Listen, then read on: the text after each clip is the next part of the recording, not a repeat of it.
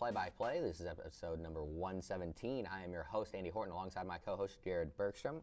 Well, Jared, there's a fair amount to talk about today. The Pac-12 has been revived. It is back. Now. Well, it's not the Pac-2 anymore. It's kind of back. It's not how we've always known it, but that being said, it's back. We'll talk about that. I'm very excited about that. And then we'll talk about some of the games that happened in this last week. Football, when we're talking about football, NFL and college football. And then we'll look ahead to, I guess it's week 3 for college football already. 3 for college and 2 for NFL. 2 for the NFL. Last night. Yeah, I think we might both have takes on our favorite teams. We'll have time to sort those out and see who's upset and who's not. So. Well, you just want to start with the Pac-12 we news can. Then first, because I know you're more excited about this than I am. We can. Yeah, I am super excited about this. So the Pac-12 expansion, they went out and they, over the weekend, or I said over the weekend, actually, it was the last 2 days. Yeah. Wednesday night, news emerged that Boise State, Colorado State, Fresno State, and San Diego State will all be leaving the Mountain West to join Oregon State and Washington State in the Pac-12 prior to the 2026-2027 academic year. So come 2026-2027, Boise State will officially be in the Pac-12. And it's not, the Pac-12 that we know from, from all of history. I think one of its nicknames I've heard over the last few weeks is Conference of Champions. There's no UCLA, there's no USC, there's no Washington, there's no Oregon. That being said, I think that this can be still a very good conference. And, in order to be an official conference that's recognized by the NCAA, you have to have 8 teams. Okay. So they have to go and find at least 2 more. But as things currently sit with the 6 as we have it, I'm very excited about it. Your thoughts, maybe? I kind of felt like it was going to happen. I figured a big chunk of the Mountain West was going to move over and join the Pac-12 after. I figured it'd be a year, and then they'd join over. But now it's what you said, 26. Mm-hmm. So it's two academic years, and then they'll be joining. So it'll be interesting to see what other 2 teams they're going to get. At least minimum of 2 to try to get to qualify or join the Pac-12, and there's a lot that they could go out and get. Even if you just want to try and stay regional over there. I said, why not try and bring North Dakota State, bring them up to FBS? They've got a lot of pedigree in winning at FCS level and almost beat Colorado week 1. So why not bring them over? Up from FCS to FBS. Mm-hmm. I still feel like there could be a couple more Mountain West teams that maybe come over. Was Air Force in the one that you said was moving to the Pac-12? No, they're not. And I don't know. I like Air Force, but the thing is like it's so hard for them. And they're a good school, right? And they're not. They have a good football program, but it's hard for them to because you have to find guys that actually want to be in the Air Force to go and play at these schools. Mm-hmm. You have to find guys that it's a lot harder to find a dude that wants to be a pilot. And I was actually I was listening to a podcast about it either this morning or last night at work, or I don't quite remember. And they said that they were talking about a guy that Air Force found, and he was like a 4-star guy. He was great, and he wanted to be a pilot. And then it turned out at the end of the day, after they were going through all of his medical tests, he had asthma. You can't be in the Air Force if you have asthma, and so they had to deny him. And it's he's a great player. He was a fantastic player from everything that the guys were saying. But it's well, sorry, just got to go somewhere else. Couldn't find him a desk job in the Air Force? It's just, you can't be in the Air Force if you got asthma. And so, Good, I don't have to worry about ever going to the Air Force. It's so hard for them to get, great players, because even, like I just said, sometimes if a great player does want to play there, well, too bad. Do you have some kind of rare medical, or, I mean, asthma is really not even that rare, but it's like, there's tons of athletes with asthma. Well, or it's like they go there, and it's like I bet a lot of them know they're not going to pursue the sport professionally. They're going to go serve their country. So it's like they're kind of doing it for fun, in quotes, but they're really good at it. And I mean, I think that's the way you always see, like, all the service academies are kind of a step down compared to where the rest of them are, is because all their athletes aren't really going to play football. They're going there for training to serve the country. Mm-hmm. Yeah. So, yeah, I wouldn't hate Air Force, but I just, teams that I personally am looking for are teams that can add to the pedigree of the conference. I want the biggest names that we can go get. So that being said, I guess I'll talk about a couple of teams that I would love if the Pac-12 could add. With all the drama that's going down in the ACC, with Clemson trying to leave and Florida State, is Miami actually trying to leave? I mean, they should, right? If everyone else is leaving, I would jump ship before it gets too late. And right. You don't want to be left like the conference of two, like Oregon State and Washington State this year. Because they could go and get in. They could join the SEC. Mm-hmm. Yeah, why not? They need a good Florida school, because Florida's not good anymore. But anyways, so that would bring back if all that craziness continues to break down and Clemson and Florida State are able to leave, and if the U does get out, I want Cal and Stanford back. That would be huge, just for the TV markets that it would bring in with Cal. It's like a Southern California school, I think. Maybe. So. I don't know. One of the guys I heard talking about it said that bringing back these two schools would open up the Bay Area, that market. So wherever that is, I guess, because I guess I don't know I guess that'd be San Francisco then, wouldn't it? Yeah. But I'm saying I don't know where it is there along the coast. I'm not 100% sure. But anyways, I'd love to have those two teams back. That'd be fantastic. Just because, like I said, the pedigree and the brands. Are they the greatest, football schools? Not really, but it's like when they get good coaches, they, pop off and they can be really good. And it's Cal and Stanford. Those are big names. A couple more that I would love, Tulane and Memphis out of the American Conference.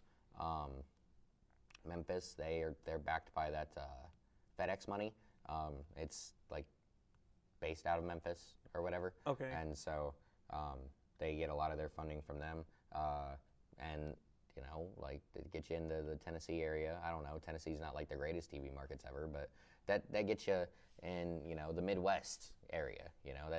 And get you some earlier slotted recruiting games. Pipelines too. So recruiting pipelines, but then like I was also just saying, get you some earlier time slotted games. Yeah. Everything wouldn't be. I don't want to wait till 10 o'clock to watch kickoff for a game.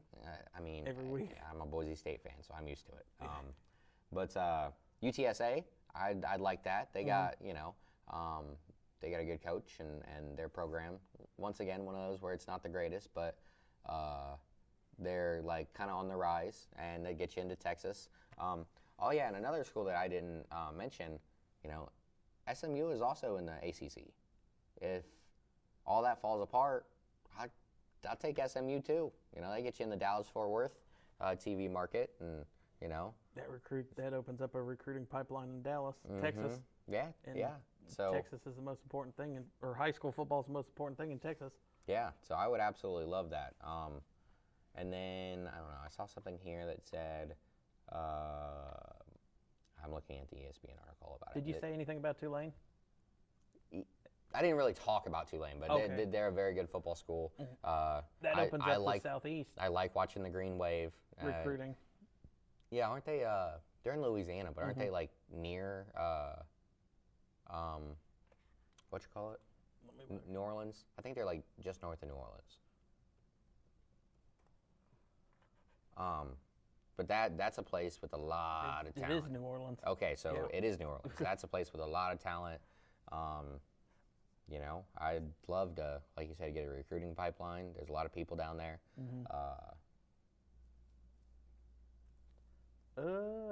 I found an article, and other ones I see on here. North Dakota State, like I said. North Dakota Nevada, State, New Mexico. North Dakota State is kind of one that I've heard as a backfill for the Mountain West to kind of like fill in after losing. Okay. That's one that that's where I've really heard them.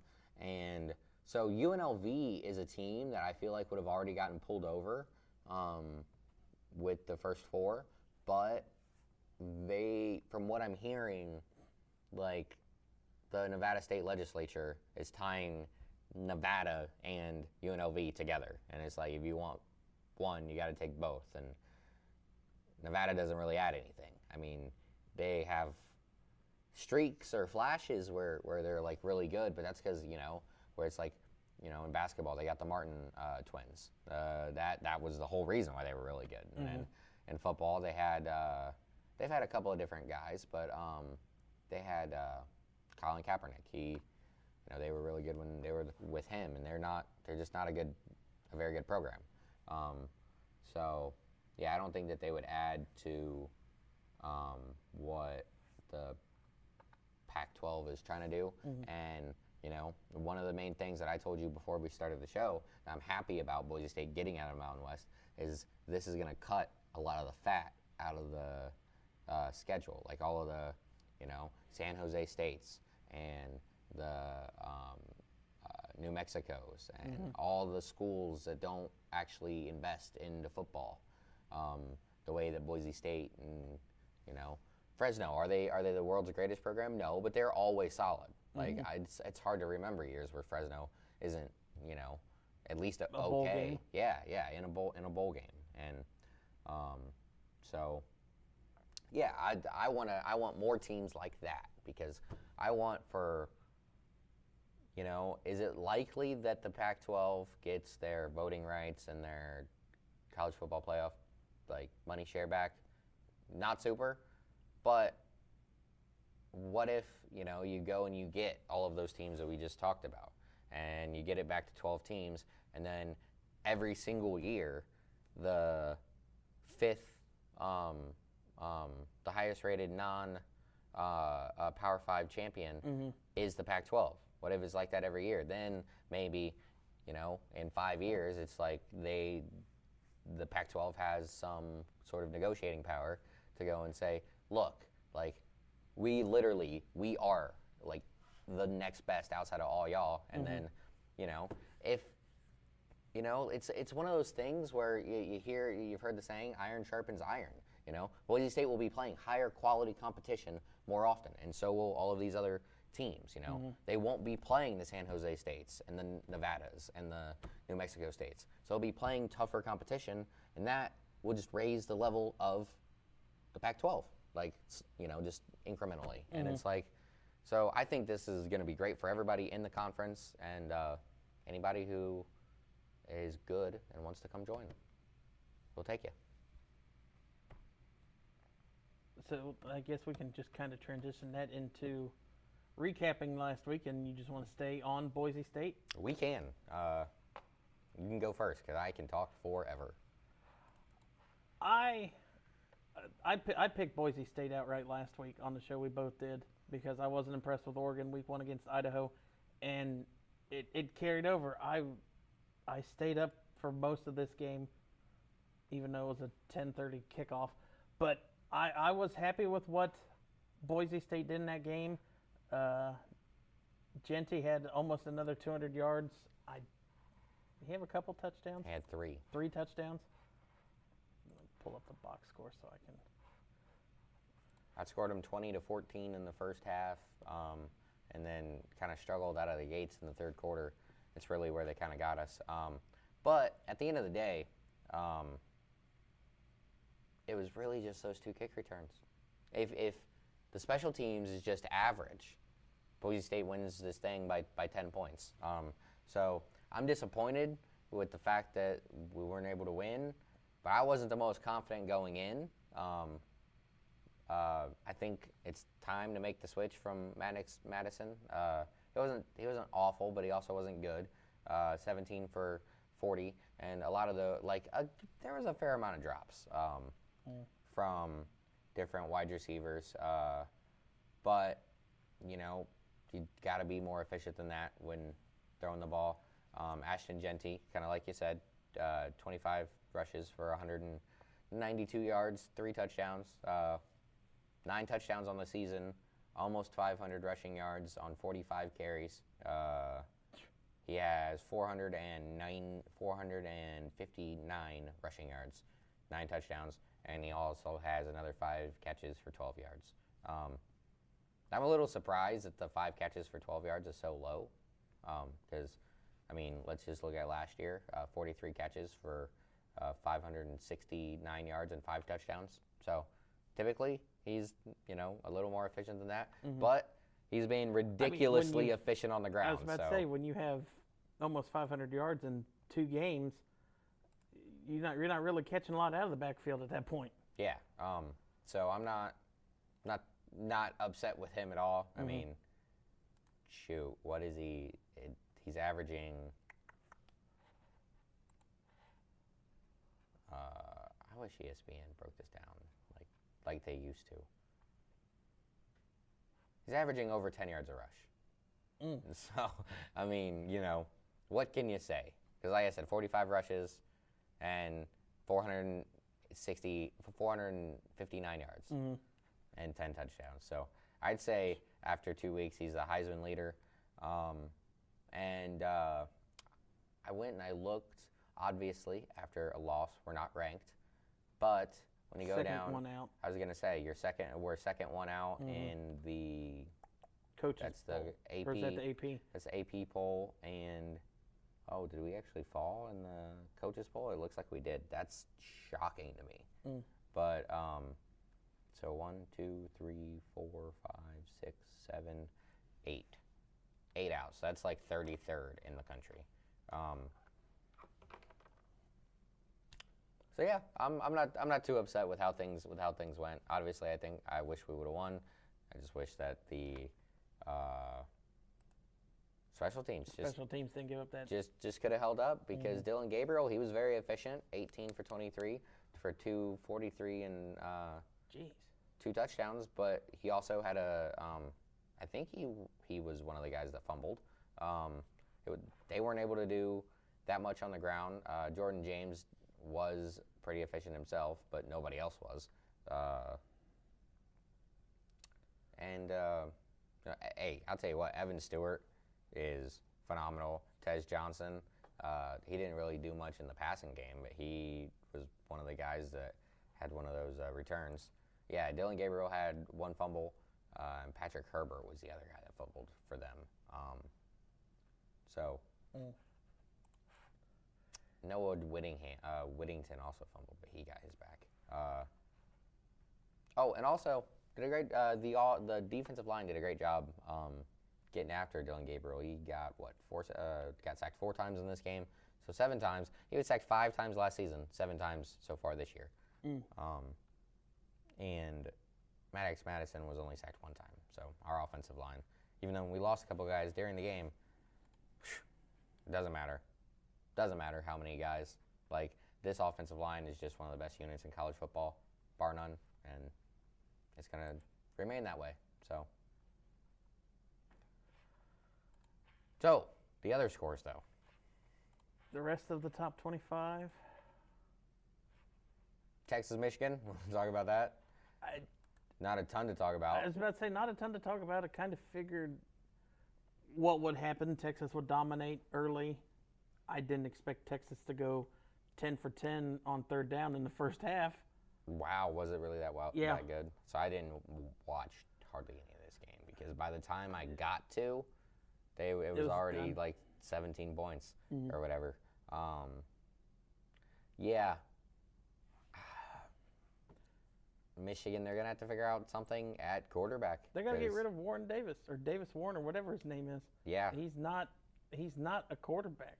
I mean, the last 2 years they were talking about Orgy's the next one up, and you're not giving him the opportunities. I mean, you're giving it to him. He came in for a couple series, but they were already down 17, and you're just doing designated runs with him. Well, is that my thing? Is it like is that showing us what that Orgy can't do it though? You know, the fact that he's not getting the opportunity and Davis Warren isn't good. I mean, he came in last year for design plays, and he had a couple nice runs, but he also could throw it downfield. I mean, he beat Penn State twice with a couple deep plays. Not the one for touchdown because they ran it most of the time in that game. But, I mean, he has the ability and the strength to get it downfield. It's just I want to see he needs to get more time actually starting and not getting put into situations where it's not really going to look that good for him, because if everybody knows he's going to come in and be a designated runner, down 17, you know they're just going to run it. Mm-hmm. Yeah. And I know quite a few Michigan fans that want Davis gone. One that lives yes, that's with one of you. them. Yeah, I'm not so shocked considering. Was that last one? Did you guys actually score a touchdown? Oh yeah. Or you guys? My bad. Yeah, they did. I was just talking about your dad. I needed them to score to get over 42, and they didn't score that touchdown till like 2 minutes left, and I was nervous. Yeah, so I wasn't sure because they missed the extra point, or did they go for it? I think they went for 2 and didn't get it. That would make sense. Quinn Ewers, fantastic. Yeah. He's probably number 2 in my Heisman list, you know, behind Ashton Genty. Threw for 250 and 3 touchdowns. Made it look easy. Yeah. Their offensive line was phenomenal for Texas. I'd say so. There were running backs, 32 carries for 143 yards combined. That's 4.5 yards a carry, and only one touchdown between all of them. But you know, everybody was efficient except for Quinn. But he probably got sacked. I don't think he's just much of a scrambler or runner as much as what he was in high school. Yeah. But, I mean, when you can throw it 60 yards through the air, you don't have to run. Yeah. Jaden Blue, you know, he's kind of supposed to be the guy out of the backfield, from my understanding, because what's his name got hurt? Yeah, like right before the season started. Baxter, C.J. Baxter, yeah. So he was nice out of the backfield, 6 catches for 37 yards, and that's where he got in the end zone. That's where he got involved.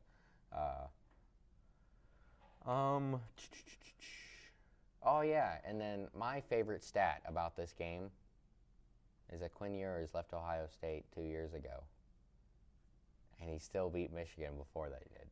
If nobody could tell by the eye roll. That's amazing, guys. I love it. Alabama struggled. I know the score doesn't reflect it, but Alabama really struggled with South Florida the first 3 quarters. Oh yeah. I watched every minute of that game until I want to see. It was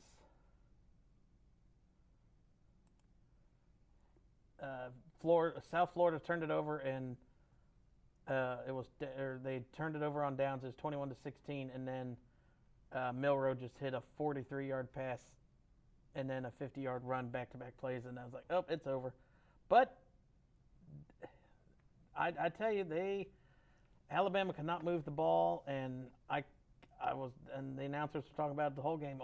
They named the field after Nick Saban, and I sent you that stat I saw 2 weeks ago that an Alabama coach has lost to a group of 5 their first year, and I was wondering if it was going to be this one, but they ended up pulling away, outscored them 28-3 in the 4th quarter is what really did it. Yeah, I would have been super shocked if they would have lost that one. They didn't though. They were able to pull things out of the hat there at the end. Milroe 12 carries. Wow, how many times was he sacked? 12 carries for 2 yards. Oh, jeez. It was only 3 times, so I guess it wasn't that bad. It must have just been for a fair amount of yards because Jalen Milroe Well, his longest was No, 14. he's a scrambler. Yeah.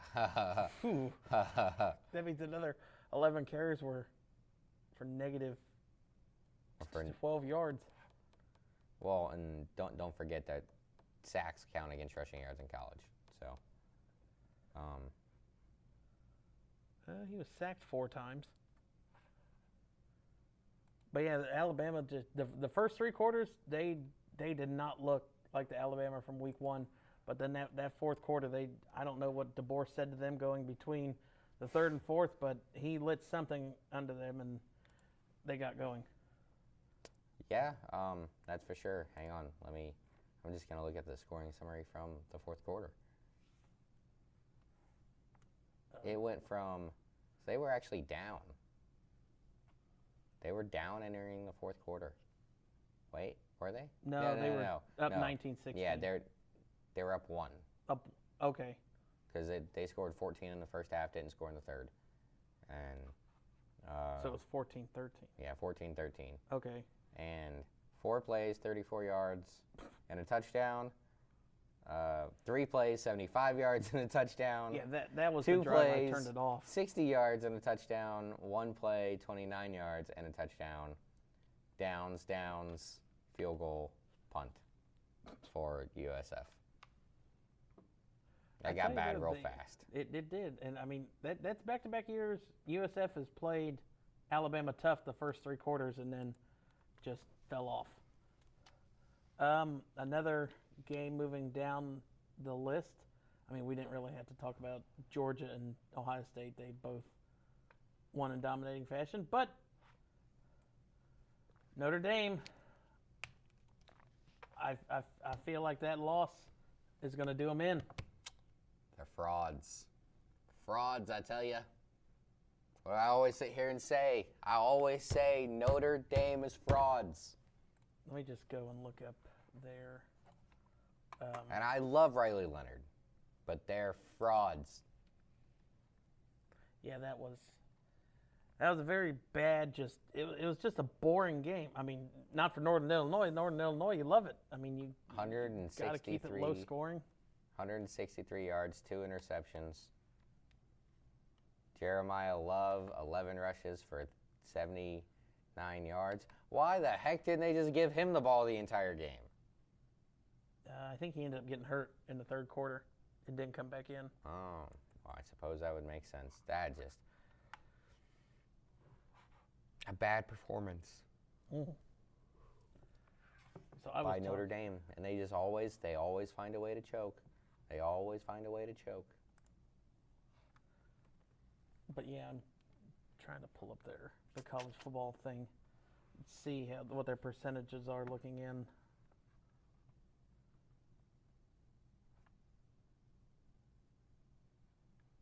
Here we go.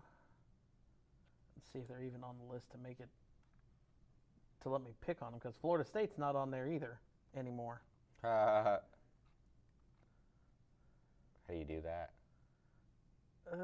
Notre Dame, they're down to 13%. Okay, so now I got to pick. Oh, is it the All-State playoff predictor? Mm-hmm. Here, I got it. Okay. So I got to pick to see, will they beat Louisville? Ooh. Oh, we don't have the A-10 today? No. Oh, okay. So we got to pick these 3. Do you think they'll beat Louisville?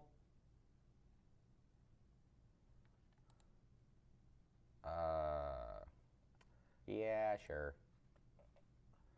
Georgia Tech? Nope. USC? Nope. That one and that one. They have they have a 2% chance to make the playoffs, 1% chance to host a first-round game, or less than 1% chance to host a first-round game, and to be a first-round visitor, 2%. So yeah, I'd say Florida State they're done completely. Yeah, but completely. I'd say Notre Dame is on that edge now, too. As things currently sit, Boise State has a 27% chance, which I feel like it should be higher.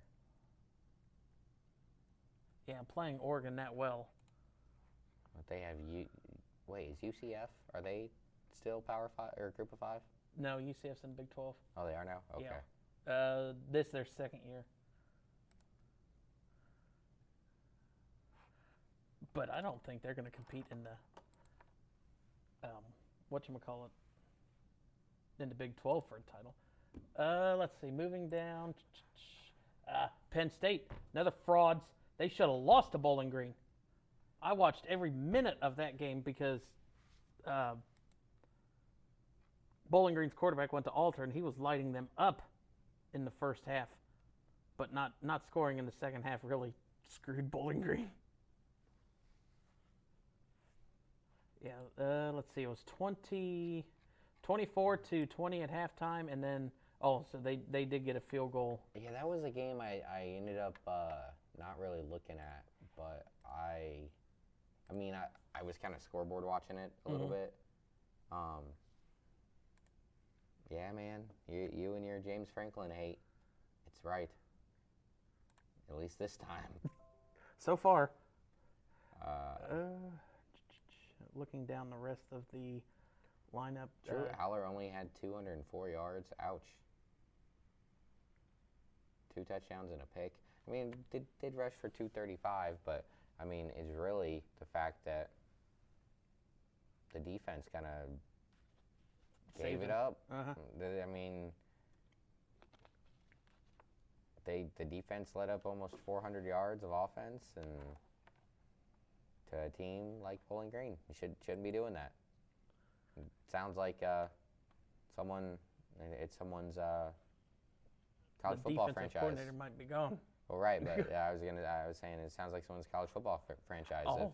If Bowling Green. If Bowling Green is gonna beat Penn State, that's crazy. Let's see. Utah took care of Baylor by 12. Miami took care of Florida A&M. Missouri took care of Buffalo with 38-0. USC. They shut out Utah State. North Carolina State are preseason frauds. They got their butts handed to them by Tennessee, 51-10. You said North Carolina State? Yeah, they're not in the top 25 anymore after that abysmal. So we're not really going to talk about the Missouri game, but coming into this season, Luther Burden was supposed to be the guy. He's supposed to be the number 1 wide receiver in this year's draft class. Mm-hmm. He has 7 catches for 64 yards and a touchdown. He is not going to be number 1 in this draft class. I was buying into the hype. Meanwhile, his teammate yesterday. Are you talking about Theo? Not yesterday, but yes, Theo. Weiss. He has 16 catches for 179 yards on the season, and he had 149 in that game. Yeah. Oh. So I don't know what's going on. If Luther's hurt or what, but Theo Weiss might have gave Brady Cook some of his NIL money. Throw the ball my way more. Maybe. Oklahoma State and Arkansas was a good one. It went to double overtime. I did watch some of that one. I don't know what to say about LSU. I was kind of reading and believing the preseason hype, but I mean, I am not liking what Brian Kelly is doing down there. Yeah, I mean, they won, but I still feel like they let up too many points to Nichols. Yeah, that's a bread company here in Dayton, and they've got a football team. And Nichols lost. Nichols scored more against LSU than they did against Louisiana Tech. Oh. They lost 25-17 to Louisiana Tech. But they got 21 on LSU. Yeah. Oh. That just doesn't sound right. No. Got to figure something out down there, Brian Kelly. I mean, the offense looked great. Messinger threw over 300 yards and had 6 touchdowns. That Notre Dame chokingness is following him down to LSU. Maybe. Coaching there so long. I did pick. I got the Illinois Nussmeier. I'm sorry. I said the guy's name way wrong. I didn't even catch it. LSU's quarterback. Yeah. Oh. I picked the Illinois over Kansas game right. That was a nail biter down to the end. Yeah, it was. I was surprised by that outcome, especially because Devin Neal still had a really good game. Mm-hmm. He had 14 carries for 100 yards, and Yeah, I don't know. So Keith France comes back for Iowa. They don't even score 20 in his game, and they lose to Iowa State. By a point, yeah. I was kind of thrown off guard by that one. I thought that I didn't think it was going to be a blowout because like Iowa State's a good team, but I just whenever Keith Ferentz is on the would sideline for Iowa, they are not going to score more than I would say 28 points, and I mean that's a stretch because you saw that they did week 1. They beat I don't even know who they played, but they put 40 up in that, and that was the first time in like I think 15 years that Iowa actually put 40 on the board. That's crazy. Yeah. Let's see. Down the rest of the top 25. Georgia Tech, man. Yeah. Oh, man. They're making us talk about Kyle McCord. 381 yards. 4 touchdowns. Imagine how bad you have to be to let that man throw for 4 bills and 4 tutties on you. Imagine how bad that looks Notre Dame look because Georgia Tech beat Florida State. Sorry. Oh, man. Man, I just don't get it. Clemson, they were mad. Yeah. They really took it to App State. App State's got to be down. 56 points on them in the first half. Oh, so they only scored 10 in the second half? Well, App State's defense showed up in the second half. Or I know Clemson's they pulled entire team out. was sitting.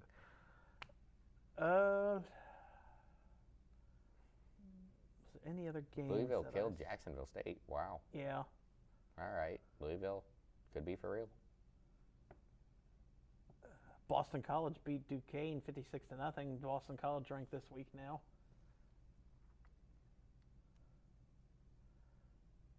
Oh, let me get down here. Come on. They were a later game. Nebraska. Oh, yeah. We got to talk about that. Colorado, Nebraska. Nebraska won 28-10. I think it was 20. I think it was either 21 or 28-0 at the half. 28-0. So Nebraska didn't score in the second half. But they didn't have to. I mean. No, they didn't. Dylan Raiola? Yep. All right. Looked great in the first half. I wish this would split it into the first and second half, but it doesn't. But, I mean, he was 23 out of 30 for 185 yards and a touchdown. They moved the ball well, running the ball too, 35 carries for 149 yards as a team, and 2 more rushing touchdowns by Dontre Dodwell. Sure, we'll go. Or Dowdle, sorry. Yeah.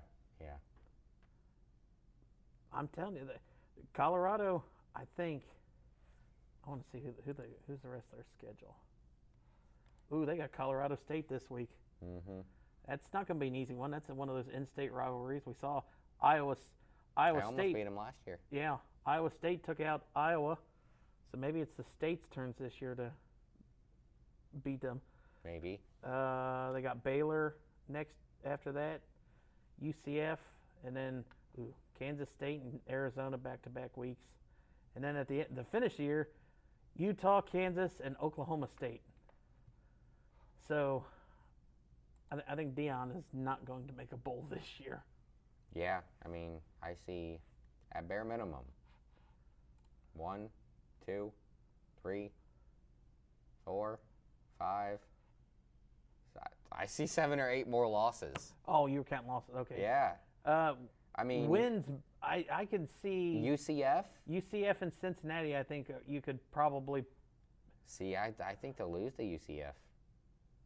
So I was about to say UCF, Kansas State, Arizona, okay, Texas Tech, Utah. There's no way in hell they're beating Utah. No. Kansas, Oklahoma State. Oklahoma State.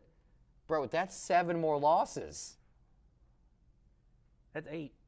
Excuse me. Yes, 8. I'm sorry. That's 8. I didn't put all my fingers out. And then I mean, who knows about? I mean, Colorado State could give them a loss this week. You never know what you're going to get out of Baylor and Cincinnati, but I mean, those two are at the bottom of the Big 12. But I mean, Deion and Colorado's down there too, so who knows? The problem is that they literally have, I think, 4 good players on their team. Colorado? Yeah. Mm-hmm. It's Shador, It's Travis Hunter, Yeah. Jimmy Horn, because he is really good. I'm a big Jimmy Horn guy. And Shiloh. And Shiloh is not nearly as good as the other three. He didn't play, I don't think, in the Colorado game or the Nebraska game. No, he did. He did? He had 2 tackles. Oh, then he went out early and got hurt. Yeah, maybe. But, yeah, I mean, maybe LeJontay Webster, or Wester. I think he's pretty good. So they might have another guy who's all right. But, like, you're supposed to build the football team from the inside out. Mm-hmm. It's the quarterback, wide receivers, Safety. and a safety. I mean, like, they don't have the guys in the trenches, and they just... And Deion's so not making it easy on himself. Yeah. Not having allies and stuff in the university. I mean, he's trying to tell. I read an article this week. He's trying to tell the band what songs they can and cannot play. It's like, dude, it doesn't matter who you are. You're a second-year coach. You're not gonna. You don't get to tell. I mean, you think that Ryan Day goes and tells Ohio State's band what to play? You see, and it's like, here's the thing. Everywhere else he went, which was just really, Jacksonville State, I was going right? to say, was really just Jackson. Is Jacksonville State or Jackson State? Jackson State. Sorry. I was going to say. They played Louisville last week. But when he went there, they had instant success, pretty much, right? Mm-hmm. That's not happening here. And so if you go somewhere and you flip it from, one of the worst college football organizations in the country to one of the best overnight, then it's like, all right, like, it's kind of like super egotistical and all, but if you are going to be like, yeah, well, I do run this show, it's kind of understandable. It's still kind of a jerk move and all, but at least it's somewhat understandable if you, like I said, completely flip the program. Yeah. But that's not happened here. No, last year he lost, I think, 7 or 8 down the stretch. It was a lot.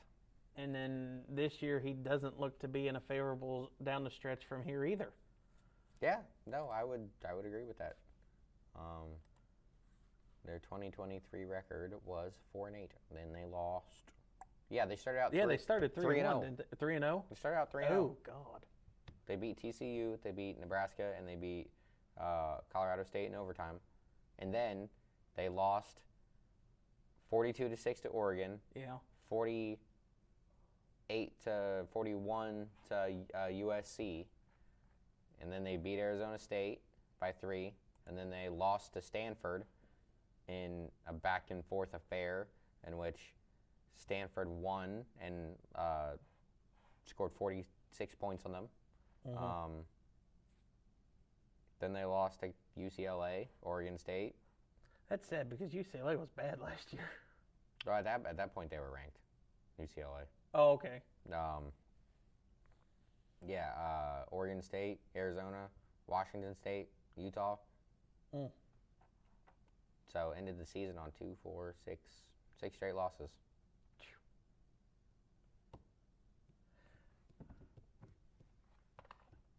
And then literally all but one of those games, Shedeur Sanders was the leading passer. Literally, he was the leading passer in every single game all season for him.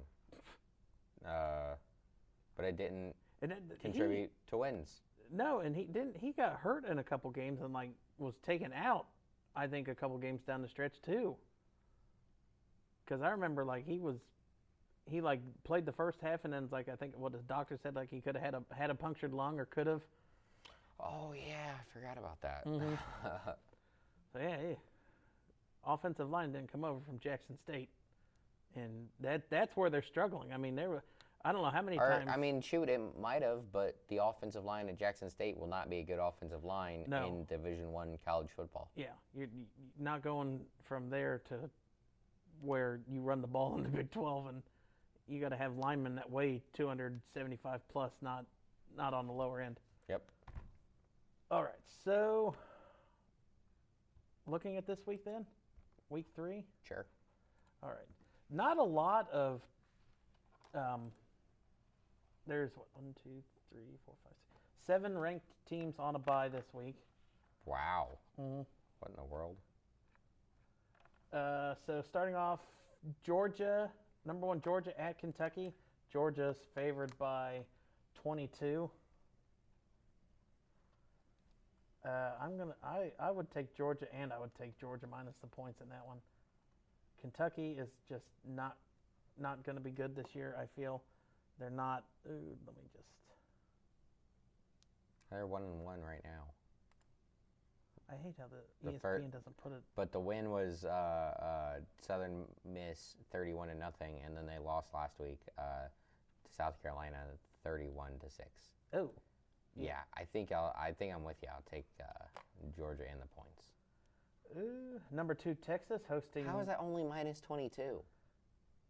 They lost by more than that many to South Carolina. And they're not. South Carolina's not ranked. I don't know. Well, I'm going to hop on that as soon as I have a moment. That's free money, ladies and gentlemen. Unless we're dumb. Unless we're missing something. Not that I can see. I mean, it's at Kentucky, so that's the only thing Kentucky has for them. Is it a night game? Let me see if it's a night game. 7:30. All right. Well, maybe. Who knows? Number 2 Texas hosting UTSA. Texas is 36.5-point favorites. I feel Texas in both. Yeah, probably. Definitely taking Texas, but yeah, the points are less. I'm a little less comfortable about. Let me see who. Let's see. UTSA beat Kennesaw and lost to Texas State. Wow, they got killed by Texas State. Okay, yeah, I'll take the points. Number 4 Alabama is going to Wisconsin.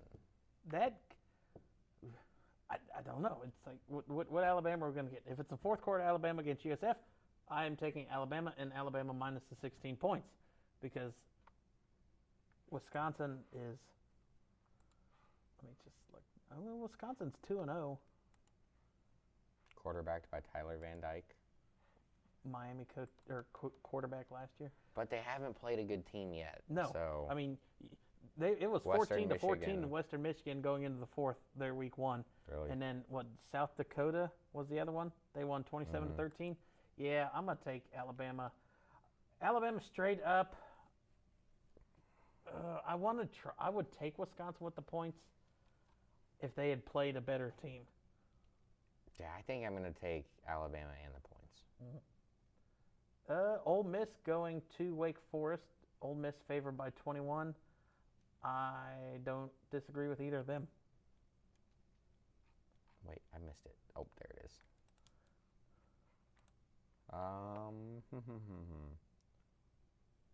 Yeah, when you lose to Virginia in football, I'm not gonna back you. They lost to Virginia last week. Talking about the Demon Deacons. Oh. They beat NCAA 45-13 week 1, and what is that? North Carolina agricultural and technology? Maybe. Oh. I don't know. Yeah. But yeah, like you said, losing to Virginia, no, Virginia's not good at football. Yeah. They're barely good at basketball. Barely. Number 6, Missouri going on the road to take on number 24, Boston College. Mizzou is 15.5 points favorite, and I don't disagree with that on either end. Yeah, no, I think I agree. Tennessee. But I want to see something out of Luther Burton. Do something if you're actually good. Kent State is getting paid to come down and get their butts whooped by Tennessee. The Volunteers are favored by 49.5 points. You know, a lot of people said that last week about Northern Illinois, and then that didn't happen. Northern Illinois is a lot better than Kent State. I am not picking Kent State. Don't get me wrong. I'm just saying. I think I am taking Tennessee and Nico Iamaleava. Good thing you said his name because I still struggle with it. Number 9, Oregon going to Oregon State. Oh, and the points. 50. That's a lot, but it's Kent State. They're predicted to win. When your win total prediction is under 0.5. Is it really? Like it was at the beginning. Them and Kennesaw State were picked to go undefeated or winless. Wow. Yeah. Oregon State. Oregon gets 16 points. Oregon State is undefeated. I'm taking Oregon outright, but I might take Oregon State with the points. I think I'm taking Oregon State. Outright. Man, they should have beat us. I know. And I think that Oregon State and us are right there in the same ballpark. They might be in the same conference in 2 years. But I think they got a little bit better defense than we do, and I don't think that their special teams will crap the bed like ours did. Hang on, let me see. Beat San Diego State 21-0 last week. Their offense hasn't been super explosive, which is the one place that kind of gets me where I'm like, I don't know. But holy Moses. All right, I got to go and see what they did week 2, because in week 1 they rushed for 362 yards. Who did? Oregon State. Oh. They had one running back named Jam Griffin rushed 20 times for 260 and 2 touchdowns, and then Anthony Hankerson rushed 24 times for 155 yards and 2 touchdowns. Week 2 against the Aztecs, Oregon State as a team, 51 carries, 237 yards, and 2 touchdowns. So Oregon State keeping the triple option alive out west. It's not triple option though, because it's not? No, bro. Their quarterback in against San Diego State threw the ball 26 times. Oh. All right. Yeah, I think I'm taking the Beavers, man. I'm going to switch my pick. That convinced me. I kind of hope that I'm wrong, because I need Oregon to do great. But also, we play the Beavers later. So if they beat Oregon, then it's like, what's better? For both of us to lose to Oregon and for Oregon to end up still being a top 10 team at the end of the year? Or for us to lose to Oregon, then beat Oregon, and then we beat them? You would almost rather want Oregon State to beat them, because then that would probably drop them out of the conference title contention, and then when it ranking the next or the non-group of 5, that goes after the highest ranked, right? So they could be ranked ahead of Oregon if it comes to that final 12. If Oregon doesn't play for the Big Ten championship, they could be. I mean, they'll fall to one of those last few spots, and Boise State gets a couple wins. See, well, we're not in conference with them yet, so that's why it's like I don't exactly know how to feel about this. But yeah, I think I'm taking the Beavers. Utah host or at Utah State. Utah -12. I like Cam Rising so far. Yeah, Utah State got smashed last week by USC. Yeah, 48-0. Oklahoma State at Tulsa. Oklahoma State -18.5. I'll ride Mike Van Gundy for a while. Who is that? Oklahoma State? Yeah. Oh, okay. He's the coach. Okay. I knew the name. I just wasn't exactly sure where he was. Wait, where are they? I'm scrolled past them like twice. I guess. They're a noon game. If you're looking. Oh yeah, there they are. Yeah, man. I mean, their quarterback, he's been efficient so far. And Ollie Gordon, he actually hasn't been that good, but he's Ollie Gordon, so he should be better. He'll get good. Yeah, he'll get good. He's got 4 touchdowns, but only 175 yards so far. Let's see. Oklahoma, or no, sorry. Yeah. Tulane going to Oklahoma. Oklahoma -13.5. I just don't. Oklahoma, I feel like, will be kind of where they are the whole season, between, I'll say, give them a high of 12, maybe down to 20 in that range. They don't have explosive players. Let me check the stuff before. I don't want to. Ooh, they only beat Houston 16-12 last week. That's not that good. See, I kind of want to pick Tulane. But I think that I thought going into the season that Oklahoma was going to be really good. I think I'm going to pick Tulane. All right. Number 16, LSU at South Carolina. LSU -6.5. College game days there. I'm taking the Gamecocks.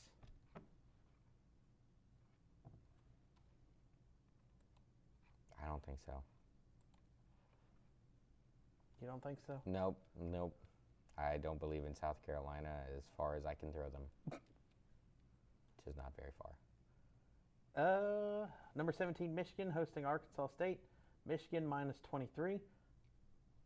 That I feel like could be a struggle. I don't know if Michigan will cover the spread, but I'll take Michigan outright. I think they will. I mean, who's Arkansas State played so far? Arkansas. Is that Central? Probably. Arkansas. That's all they've played is just one game. And then they also played Tulsa, and they beat Tulsa. Oh, God, Tulsa's going to be bad this year then. Probably. Hang on, let me see if they're in the same conference. Tulsa's in the American, aren't they? Probably, because they're not in the Sun Belt.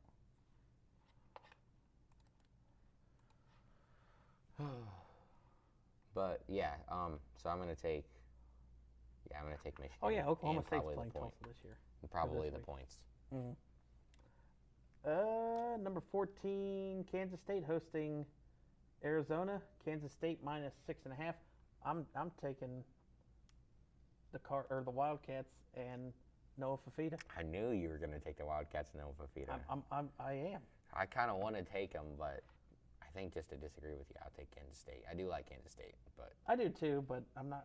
I've been on Noah Fafita's fan train since last year. I can't get off yet. Yeah, well, Avery Johnson, the guy who I'm pretty sure that's his name. Hang on, the guy who stepped in to take Will Howard's spot. They really like him there in Kansas State. So far this season, it's not the most impressive stat line in the world, but he's got 334 yards, 4 touchdowns, and a pick. Been pretty efficient. They won both of their games, very well, and he's a pretty good rusher. Last week, eight rushes for 40 yards. Week 4, 3 rushes for 37. So he can move it a little bit. So yeah, I'll go ahead and I'll take the Wildcats. Which Wildcat? Oh, I forgot. They're both Wildcats. Yeah. Kansas State.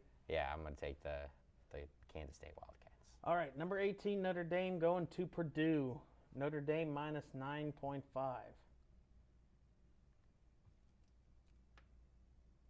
I think they're gonna win, but I almost hope they don't. I'll take Purdue. Purdue gonna. Florida State lost back-to-back weeks. Notre Dame might as well jump on their boat. Purdue is not gonna shock the world. They beat Indiana State, but Indiana State is only good at basketball. I didn't even know they had a football team. I didn't either. And then finally, number 23, Nebraska hosting Northern Iowa. Nebraska. I was high on Nebraska coming into the season, and I think they will contend. I'm not going to say they're going to be in playoff contention, but they will be. I think they will be. I'd have to look at their schedule before I talk about it. Northern Iowa, Illinois, Purdue, Rutgers, Indiana, Ohio State, UCLA, USC, Wisconsin, Iowa. Well, they could get there with. They could be. They back in the Big could Ten very with one easily loss. be 1, 2, 3, 4, 5. They could very easily go 7-0 before playing Ohio State. Mm-hmm. Yeah, maybe. Well, I think they will be 7-0 by the time they play Ohio State. So that could be a very interesting matchup. And then it's really only Ohio State, USC, and Wisconsin that are the tough ones. I think that Dylan Royola is a very good player. Yeah. So I think he'll do enough to get them there. All right. Now we're jumping over to the NFL. Yep. Week 1.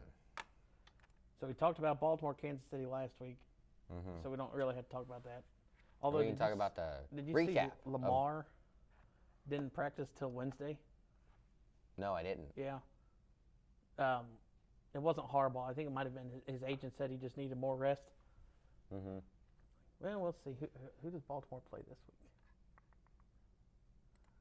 Vegas.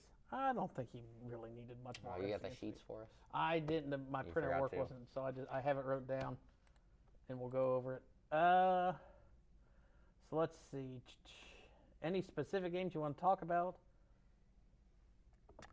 All right. Well, I didn't watch much of the Steelers game. I was kind of like watching GameCast, but I did flip over a couple times. Mm-hmm. That was the most Steelers game ever. Yeah, Chris Boswell fantasy owners really like that game. Yeah, I don't know how many points he ended up scoring, but it was a lot. Because he scored all 18 of their points in real life. The Cardinals, I thought for a minute that they were going to end up beating the Bills. I watched that game, or I had it in the multi-view, so I had that one and the Houston-Indianapolis game on at the same time. Buffalo fans are bipolar, if you didn't know that. They were first quarter, Josh sucks is the all chant for the whole stadium. Third quarter, he has that 19-yard rushing touchdown, or however long it was, MVP chants. It's like, come on now, you got to pick one. That's funny. Yeah, Josh Allen out there doing Josh Allen things, but no, that makes sense. One quarter he is awful, and the next quarter he is Superman. Mm-hmm. Just Josh Allen. Oh, Packers. I was a little surprised they ended up losing that game. I was a little surprised Jordan Love played. I don't know. I thought he played pretty poorly. Outside of his 4 passes to Jaden Reed, I don't think he was that great. I mean, I don't know. I guess, did he really only have 1 interception? Did he fumble the ball or something? No, just 1 interception. I thought that he threw 2 picks. Well, all right. Maybe I take that back. Hurts threw 2 picks. Yeah, I knew that, but I thought they both threw 2 picks. Oh, yeah. Hey, you got a video to go and put in post because they won the game, but not because of Caleb frickin' Williams. My, oh my, what in the world was that? That's like the first time in the last 20 years that the first overall pick has won their first NFL game. That's insane. Caleb Williams, 14 of 29 for 93 yards. What? All of the running backs, including Caleb Williams, 22 rushes, 84 yards. What in the world? They fumbled the ball 3 times. Caleb had a fumble. Freaking Rome had a fumble. It wasn't good. And then they got bailed out by the mayonnaise man just not being able to. I mean, can we show the clip of at least one of those interceptions? I'll see if I can find it and put it up, yeah. Yeah, you have to put it up in post. He literally threw it, like the one he was trying to just not get sacked or whatever, and he throws it underhand. He gets picked off and taken back 6. What are we doing? Tennessee, what are you doing? Oh, and Brian Callahan. I'm pretty sure I sent you that picture, right? Of Brian Callahan. Yes. He was pissed. I got to see if I can find it. I got to figure out where you sent it. Was it text, messenger, or Instagram? You messaged me on all 3. Yeah, I'm not sure. That one might have been on Instagram. No, I found it. Oh, was it on text? Yeah. No, Facebook Messenger. If we had just punted on 1st and 10 every time, we might have won the game. Yeah, imagine saying that about your starting quarterback. Hey, yeah. Hellman's is about to drop him too. I tell you what, man. We were texting about this last week. They better do something to find a way to get that money out. They better find some kind of way to get the money out of that contract that they got with him and his mayonnaise scented cologne. What? Yes. I didn't know that. Yes. I thought we were just talking about the mayonnaise coffee creamer stuff. Oh, no. Oh, no. Why the hell would anybody want to smell like mayonnaise? I thought I already told you about that. No. Maybe we'll watch the ad next week. Oh, God. No, I refuse. No. No, I think we will once we get the A10 back. Freaking. It's appalling. It's disgusting. It's gross. It just sounds gross. But the defense was able to do enough for them to win the game. I mean, let's just look at was it box score? Is that what I was looking for? Yeah.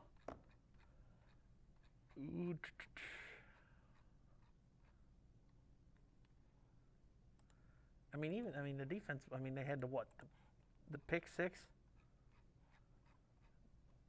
For sure. Are you talking about Chicago's defense?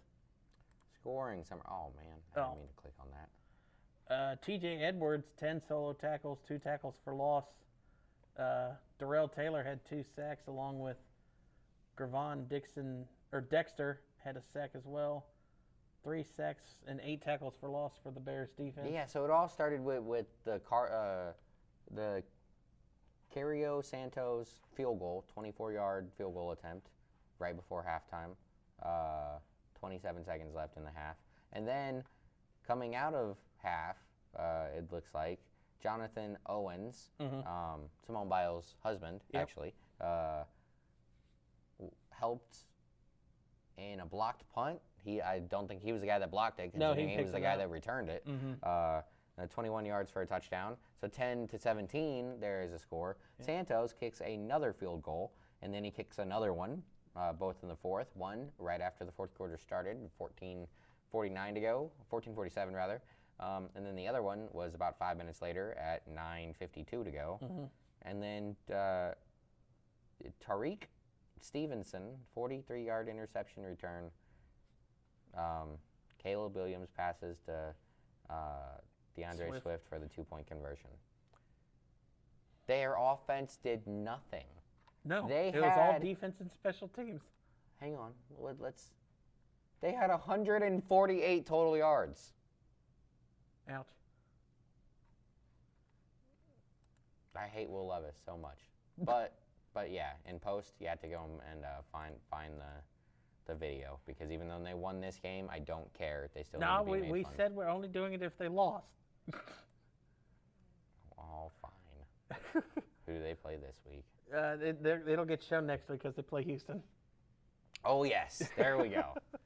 Oh, is that the Monday night game? No, Sunday night. night game? Okay, I knew it didn't make sense. God, what is Chris Collinsworth going to have to say about Caleb Williams? That'll be worth tuning into, folks. Ooh, you want to rip the Band-Aid off? I just don't understand. I just don't understand why it's mandatory. And Joe Burrow, or is it Joe Burrow's contract, or is it Zach Taylor's contract? I don't know. It could be both. It's mandatory in one of their contracts, so we just have to suck week 1 every single year. I mean, last year got destroyed by the Browns. I mean, they beat the crap out of us. I mean, I think it actually went to overtime, but still, I felt like we lost that game by 100 points. This year, Tanner Hudson, who's the best tight end on the team last season, is getting all loosey-goosey with the football, flailing his arms around, and loses it as he's crossing the goal line. It just wasn't good. The run defense was terrible. Ramondre Stevenson had 25 carries for 120 yards and a touchdown. Just running all over the place. T. Higgins was a late scratch. That sucked. But I don't know. A lot of people, maybe not a lot, some people are worried about Burrow's wrist, because he didn't throw the ball really deep, hardly at all. I know they're saying, he might not be, he doesn't look healthy, this, that, whatever. I don't know about that. If he can't throw the ball down the field over the next few weeks, then maybe we talk about it, and maybe it's an issue. But it's week 1. Like I said, I don't know why we always suck week 1, but with Jamar Chase, who hasn't practiced a ton, being the only real offensive weapon. Yeah, really good offensive weapon out there week one. You're not really throwing it deep to tight ends or to your fifth and your sixth string wide receivers type guys. Yeah. So hopefully. Yeah, Burrow is not the best week one. Hopefully T. Higgins can throw the ball a little deeper next week. Or excuse me, hopefully T. Higgins can play next week. Next week and Burrow can hit him. Yeah, because that would definitely help things out considering we play the Chiefs Sunday at 4. So, yeah, that was annoying. I mean, Burrow, completion-wise, this is all of his week one games. He's 11 for 176, so it's 63.2% completion. Just over 1,000 yards, just under 6 yards an attempt. 4 touchdowns to 6 interceptions in week one games. 26 sacks for 138 yards. Oh. Well, I wanted to get your reaction to those stats. Oh, yeah. Well, I mean, it sucks. Not good. Not a fan of it. Like I said, I don't know why. Like, this would be the one year you wanted to play Cleveland week one in Cleveland because Cleveland just sucked. And Burrow struggles in Cleveland. It just would have been worse. I wouldn't have wanted to see that. Let's see. New Orleans, Carolina. Why'd you skip your game? Oh, that one caught my eye. I mean, we could talk about my game. I mean, yours was the next game. Was it? It's right under Patriots Bengals. Oh. Gonna make me talk about my game and we don't talk about yours? I'm not going to pick against our team, but I mean, with how Houston beat us and how Houston and Stroud looked down the stretch, I didn't think we would have. It could have been a lot uglier than what it was. Our defense definitely helped out. I mean, Richardson, wasn't bad. I don't know why he had so many designed carries that kind of took away from Taylor and my fantasy production from him, even though I still beat you. I was gonna say it didn't matter, freaking. But Amon-Ra St. Brown, or excuse me, it wasn't his fault. Freaking, he can't do anything if he's not throwing the ball. Mm-hmm. But for some reason, Jared Goff decided not to throw it to him. Thanks, Jared. Alec Pierce, 3 catches for 125 yards. Ashton Dulin had that one long touchdown. Yeah, Richardson can throw the ball down the field. It's just if the offensive line can really stay. I mean, outside of Quentin Nelson, I think a couple other of them are not new, but new to the team. So the offensive line just going to take time to get better. But God, our defense couldn't stop Joe Mixon. Yeah, no, Joe Mixon was running all over the place. I'm surprised at his age that they said, okay, we'll give you the ball 30 times. Yeah. Did he have any catches? 3. Yeah, had 3 for 19. So God, touched the ball 34 times or 36 times. Yeah, crazy, killing it. Where's that bed, Joe? Huh, buddy? You could have used that over the last couple of years. I'm not bitter or anything. I'm a big Joe Mixon fan, but yeah. But no, Richardson showed he could take a hit and not die. Not die. We'll get to Tua when we talk about the Bills. 9 for 19 passing. See, that could have been better. I just wish he could be more efficient. Mm-hmm. Like, he's obviously got the skill and the ability. He's just got to keep developing this game. I was a big Anthony Richardson fan last year, and I think I'm being. I think that my faith in him is being, it's being shown. Like it makes sense why I had faith in him, because the guy can play. It's just, he hasn't played a lot of quarterback, and so he just has to learn the position still. Mm-hmm. All right, now we can talk about Carolina and Miami, or Carolina and New Orleans. Sorry. Yeah, what happened there?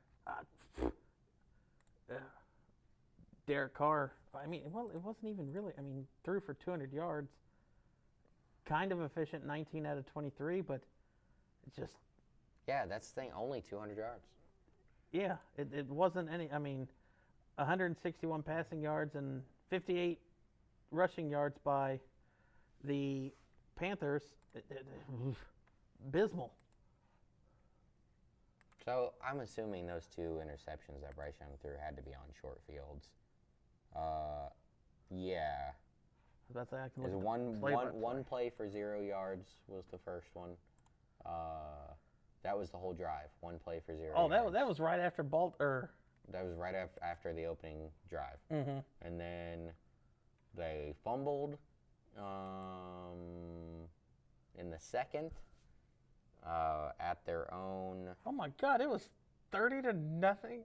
Oh, that's the second quarter. Yeah. I saw halftime. I was like, oh, but that's the whole first half. I was about to say but still 30-3 at halftime. God. Yeah. So the fumble was at their own 37. The interception was after halftime, the second one, and that one was at their own 19. So not too short of fields, but yeah. Their own 19, their own 37. Oh, you said. Oh, yeah, starting in their own 40. Oh, yeah. Ew. And the first interception was at the 27. Oh, yeah. So they had, I didn't hear you say own on the other one. 3 fields that were all, all right, extremely short. And then, so that one's not as short, but turnover on downs in the fourth, it looks like. Yeah, in the fourth quarter, turnover on downs at the New Orleans 45. So, kind of rough. Yeah. Carolina's got to figure out something to protect Young, too. Yeah, I think things will get better, but it's going to have to come with him standing up. How long is it going to take?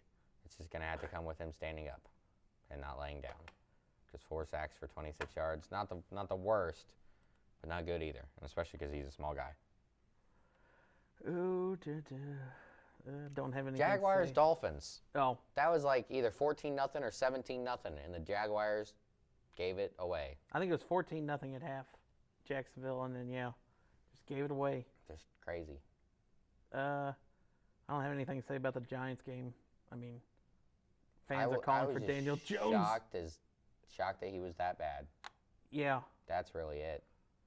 Aaron Jones and his new NFC North home looked good. 14 carries for 94 yards and a touchdown. Chargers didn't look bad, picking up the win against J.K. Dobbins. That man looked healthy. 10 rushes for $135. Knock on wood, he can stay healthy. Hey, wouldn't that be crazy? Seattle, Denver. Not gonna say it went down the wire, but it was a 1-score game. So let me see. Yeah, that one was very competitive. I mean, good God, Sean Payton, you got Bo Nix throwing it 42 times? Yes. Jeez. Yes. All right. He's going to hit the ground running. Throwing. He might be on the ground after his arm will be on the ground if he throws averages 42 a week. So, the Cowboys game, you kind of mentioned that a little bit. Mm-hmm. And somehow the Browns made that score not look as terrible as what it should have been. I was kind of ticked, though, because I had the Cowboys winning. I don't know. It was like the Cowboys winning. They scored a touchdown. Oh, Dak for a touchdown and Dak for over 300 yards. And he had 160 yards at halftime, and he finished the game with 179. I was pretty mad about that. Yeah, Cleveland scored a touchdown with 29 seconds left. Oh, okay. That's probably the reason why. Garbage time touchdown. Doesn't look as bad. The Commanders. Hey, thank you, Jaden Daniels. They tried to hang around. I mean, Jaden, he's the reason I won. Yeah. Big reason. 88 rushing yards and 2 touchdowns. Freaking, Brian Robinson is a great running back, and you should probably give him the ball. Golly, man. And Jaden Daniels has got to learn to give himself up a lot better. I don't know if you watched any of that game, but not really. He's kind of going down, and awkwardly, it's like, dude, just slide. Watch the Chicago Bears slip and slide video and learn how to slide. Yeah, maybe. I don't know. I'm not down with the slip and slide, though. Get that out of here. Detroit and LA went to overtime in kind of a boring game. I mean, there wasn't a lot of exciting plays or anything. Rams lose Nakua for a month. He got put on the IR. Yeah, see, I didn't think it was that boring, but that's because I almost made a comeback in that game. I was about to say, because you actually had a lot of stuff writing in that game. You had, what, 4 players in that game? 3? Yeah, I was going to say, I think it was just 3 because Cup, Gibbs, and Oh, I was just counting Lions. St. Brown. I forgot about Cup. Yeah, Cup, Gibbs, and St. Brown. I don't have any more Lions. Oh, that's it? Okay. Yeah. Yeah, no, you have Sam Laporta. Freaking, that's the only other Lion I'd want. I got Jared Goff, too, if you want him. Not really. And then the Jets and the Niners on Monday night. That was. I mean, That was a bludgeoning. Good to see Rodgers made it through the game and not having any setbacks. But God, that offensive line looked bad. Yeah, and then I think And that then- might have just partially been because it was the Niners, how good Yeah. they are. But it's one of those things where Jordan it's like, Mason, it better just be the Niners. buck 47.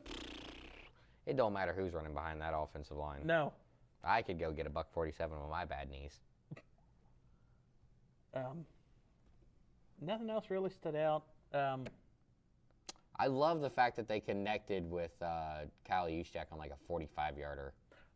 Damn it, I had him for scoring a touchdown. I had a free $20 bet, and I put it on him because, like, oh, well, maybe they'll get down there, maybe third and goal from the half-yard line. He's down at like not the getting 2. it a 45-yard touch or catch, and then they take him out because he's old and can't go back-to-back plays like that. Oh, That was funny. And then last night, we got to hurry up. But see, Buffalo is about as bipolar as their fans. You don't know what Buffalo team you're going to get. Buffalo looked good last night, even though Josh Allen didn't do crap. Well, I think I heard the stat going into last night's game that Oh, I Buffalo forgot. has beaten. Go ahead. I think I know where you're going to. I forgot to mention in the Dallas game, Cleveland had 54% of their plays go for 0 or negative yardage. Wow. Yeah. That's bad, boys and girls. But yeah, I heard last night during the game that Buffalo, they're like 12. They've won 11 out of the last 12. Or 12 Yeah, out of the last 12 out of 13 now. Yeah, Yeah, I against- remember. I think against it the was Kirk Dolphins. saying that. stat. Yeah, so they just dominate them week in, week out. That's just what they do. So, New England did it to Buffalo for how long? When Brady and Belichick were very there, long time. So they it's learned their time lesson. to pass it on to somebody else. Get Right. Yeah. beat. But yeah, I was reading an article today that Tua could be out longer than just a week with this I wouldn't be concussion. shocked, I wouldn't man. be shocked, but Found himself in some trouble. he's had three hits that have put him out for multiple weeks that don't look that vicious. But I don't know if it's just him and his. I mean, he's not that He's short. fragile, man. Yeah, he's not. I don't know. All right, so we got to run through this week and pick in the games. San Francisco at Minnesota, because we both picked Buffalo last week on the show. Yep. I'm going San Francisco. This one's gonna be ugly. Hopefully, McCaffrey's back. Whoever has a Niners defense is gonna have a good week. Yeah. Seattle at New England.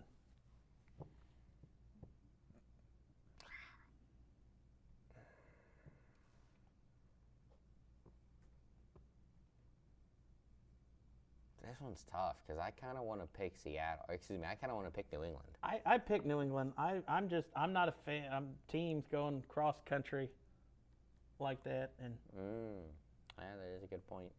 Yeah, I think I'll take the Patriots. no, we both are taking the Patriots. Giants at Commanders. Well, I'm taking the Commanders. Yeah. Chargers Panthers. Chargers. Yep. Saints Cowboys. Cowboys. Yeah. I think that one's gonna be ugly.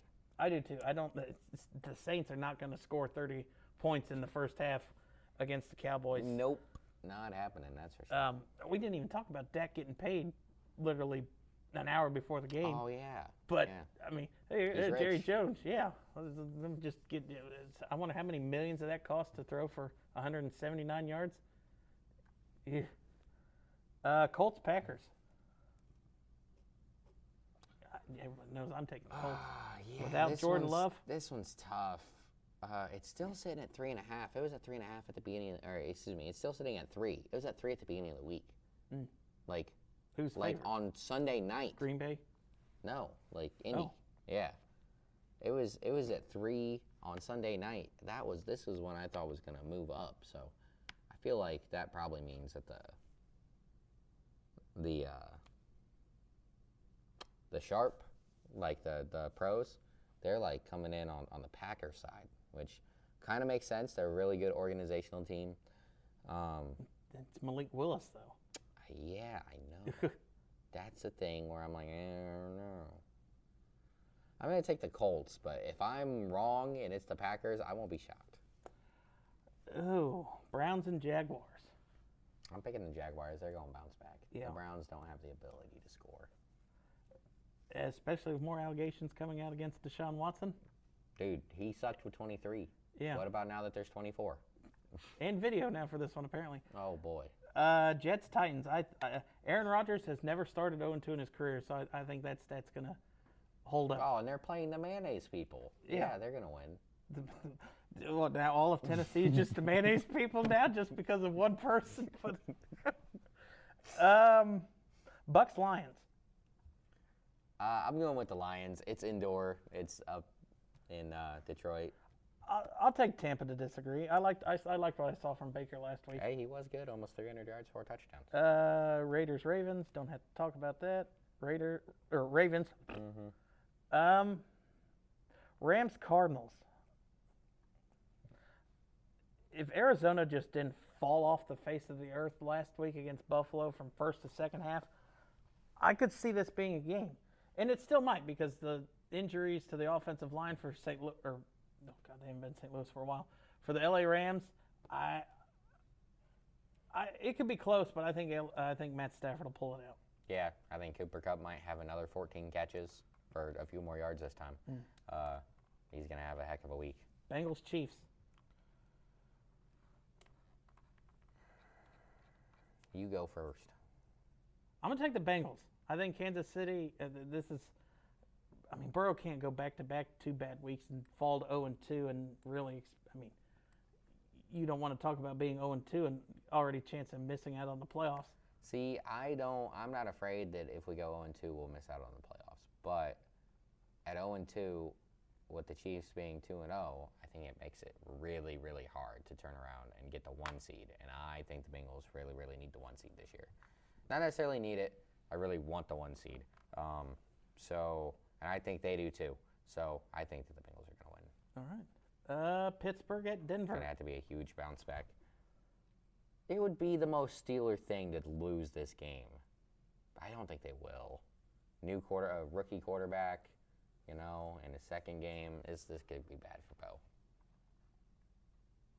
I'll take Denver to disagree. Don't you like Sean Payton, though? I do. Oh? But death, taxes, and Steeler defense. I don't even have to ask about the Sunday night game. Bears-Texans. Yep, I'm not picking the Bears. I'm not picking that team. Monday night, Falcons, I might never Eagles. pick the Bears again. Falcons, Eagles. I feel like it'll be entertaining because Kirk Cousins, though he's not good, I think he finds ways to be in entertaining football games most of the time. Mm-hmm. He might throw 4 interceptions, but that means he could throw for 400 yards. I was going to say that means he's throwing for 450 and 4 touchdowns. Yeah. So there you go. It should be a fun one. No, I'm taking the Eagles. No way I'm taking the Falcons. I'll take the Eagles too. Yeah, so I think that just about does it for this week. Is there anything that we missed? Not that I can think of. All right. Well, I guess that's going to do it for this week's episode of Play by Play. We'll be back next week. Don't forget to like the show on all the different social media platforms. Mm-hmm. And we'll see you guys next week.